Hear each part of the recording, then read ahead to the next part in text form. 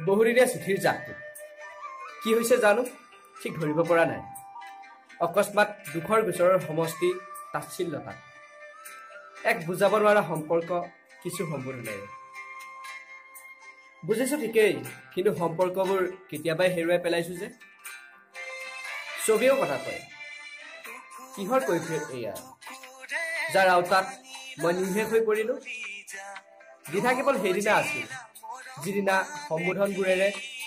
অন্তিম চিঠিখন আহি মোৰ হৃদয়ৰ কোঠাত সোমাল থানবান হৈ পৰিলো মই মোৰ হৃদয়খন আৰু মোৰ দ্বাৰা থানবান হৈ পৰিল চিঠিৰ জাপটো আজিকালি যে মই